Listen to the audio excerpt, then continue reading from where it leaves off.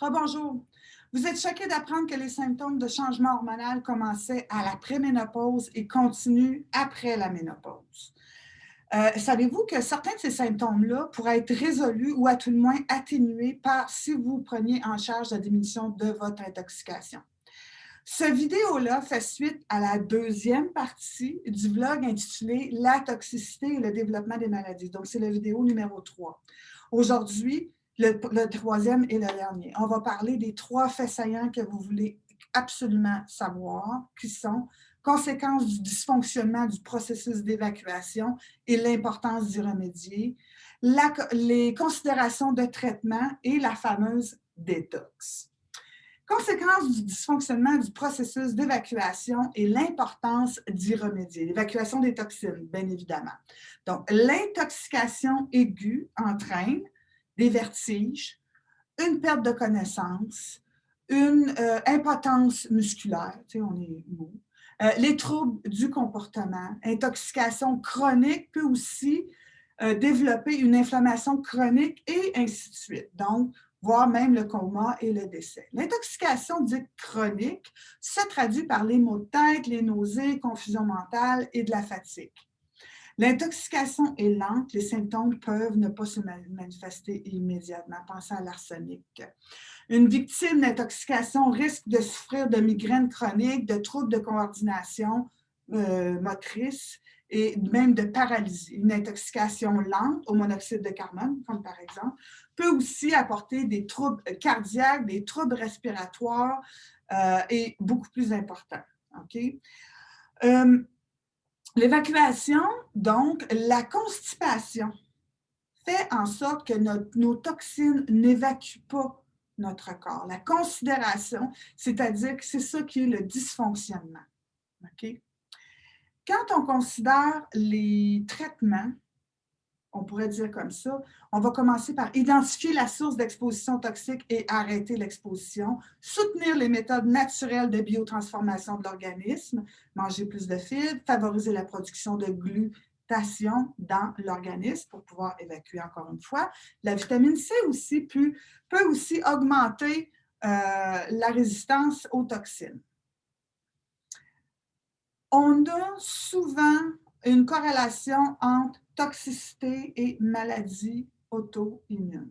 OK? Je fais une parenthèse ici concernant le régime ou le plan alimentaire cétogène. Le corps humain est incroyablement adaptable. OK? Dans une fourchette normale, la nourriture, elle n'est pas contaminée, elle est consommée dans une diversité relativement bonne, riche en nutriments, etc. Dans le cas de régimes extrêmes, comme un régime cétogène, à long terme, les adaptations peuvent devenir inadaptées. Les conséquences, OK,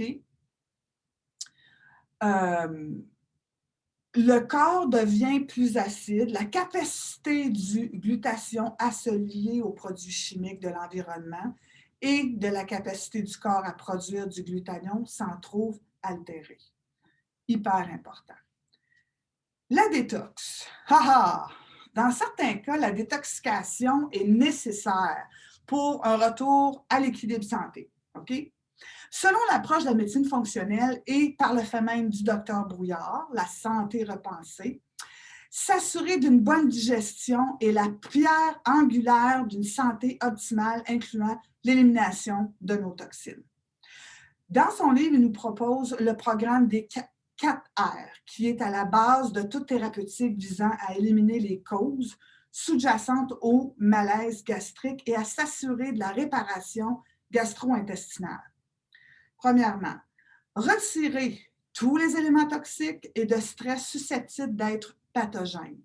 Deuxième R, remplacer les enzymes et autres facteurs digestifs qui sont insuffisants ou manquants. Corriger l'acidité gastrique pour assurer une facilité digestive. 3, réintroduire les bactéries désirables au bon fonctionnement intestinal que l'on nomme les probiotiques. Et quatrièmement, régénérer pour assurer le maintien, l'intégrité ou la réparation de la muqueuse intestinale. Ces étapes-là vont rétablir la perméabilité de votre muqueuse intestinale et ainsi un retour à l'équilibre d'élimination des toxines. C'est malheureusement pas facile d'éviter les toxines, comme on a vu dans d'autres vlogs, à tous les jours. Par contre, si nous pouvons faire certains choix qui diminueront notre exposition afin de prévenir une accumulation à long terme, c'est vraiment ce qu'il y aurait de mieux à faire. Donc, aujourd'hui, on a parlé de la conséquence du dysfonctionnement du processus d'évacuation et l'importance d'y remédier, les considérations de traitement et la détox. 3 choses que vous pouvez mettre en place dès maintenant pour débuter votre détox maison.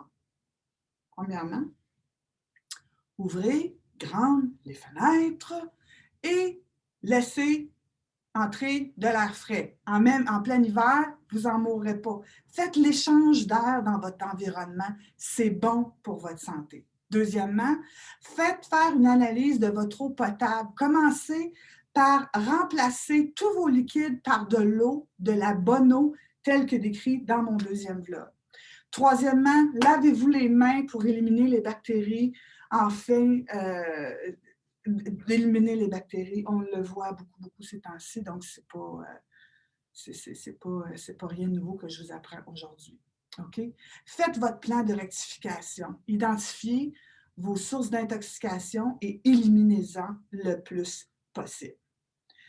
Voilà. Mon première vidéo sur l'intoxication et le développement des maladies. On parle du système gastro-intestinal, on parle où se logent les toxines dans le corps et comment s'évacuent les toxines de votre organisme. Ça, c'est la partie numéro 1. Deuxième partie de ce même vlog, les 5 modes d'intoxication: l'eau, la peau, l'agriculture et pesticides, la gestion du stress et l'exposition environnementale aux toxines et le diabète.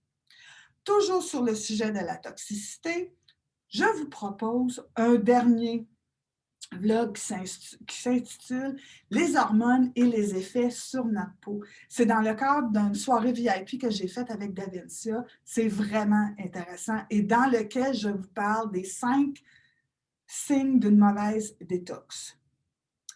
Vous trouvez aussi sur ma chaîne YouTube et mon site internet citationsanté.ca toutes ces vidéos-là qui pourraient sûrement être de votre intérêt. Maintenant, si vous ne l'avez pas encore fait, je vous invite à participer à des petits sondages maison sur mon site internet citationsanté.ca. Allez dans la section sondages, remplissez ces petits sondages-là, ça prend 5 minutes. C'est toujours un plaisir pour moi de savoir ce que vous avez envie d'entendre parler. Je m'appelle Louise Terrien, je suis naturopathe et je suis coach pour les femmes en ménopause. Ma mission, c'est d'accompagner les femmes dans leur transition hormonale pour les aider à mieux comprendre qu'est-ce qui se passe, à gérer aussi les symptômes de ménopause afin qu'elles puissent demeurer productives, qu'elles aient une belle qualité de vie et qu'elles protègent leur santé. Inscrivez-vous à mon infolette pour tout le contenu intéressant que j'ai à vous partager.